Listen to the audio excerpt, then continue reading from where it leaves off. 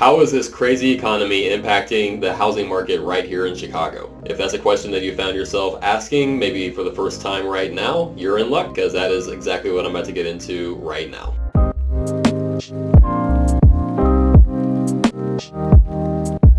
Hello, my name is Jake Lyons, realtor with At Properties here in Chicago, bringing you well-informed, data-driven content, and let's waste no time. So, going into the month of November, here's a quick snapshot of what's going on in Chicago in terms of all single-family homes across houses, condos, townhouses, anything like that. The median sales price in October, that's the most recent data that we have, was right at $319,450. That was up a little bit from the 315 that it was the previous 2 months, down from the high, the all-time high, I believe, that we reached in June of 360, but up a couple percent from the previous month and up about almost 5% from the same month of 1 year ago. Houses were on the market for a median market time of 18 days. This was up a little bit from the month prior and also from the year before, which was both at 16 days. The number of months supply as in Chicago has been very consistent for the past year. It is still the same as that. It's at 2.9. It was at 3.1 last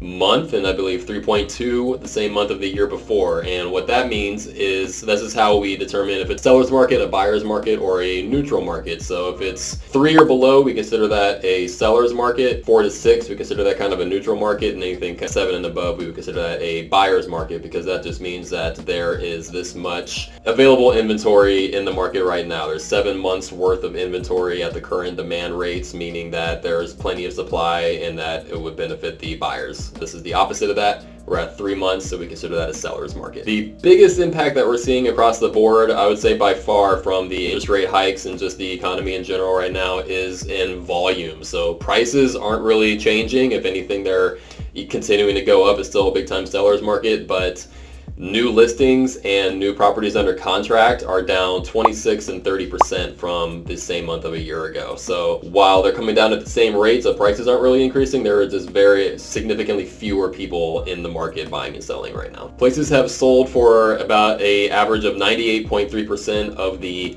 last list price, but 97.5% of the original list price, meaning that there is a little bit of room for negotiation, and it's starting to trend to be a little bit more that way. Just a little bit though. And one just kind of interesting little fact, that this one little pattern that I'm noticing that I just kind of think is kind of funny, is 40% of all places that were purchased in October among single family homes were houses, which is up from, it was in like the low 30s during the summer, but in last winter it was in the mid 40s again. So it's interesting that as we get into the colder months, a bigger percentage of the market is being taken up by people buying houses versus condos. And that, in a snapshot, is what's going on in Chicago. I hope you found this valuable. If you did, please give me a thumbs up, a like, a follow, a subscribe, whatever the correct thing is on whatever platform you're watching this on. And I hope to see you again soon.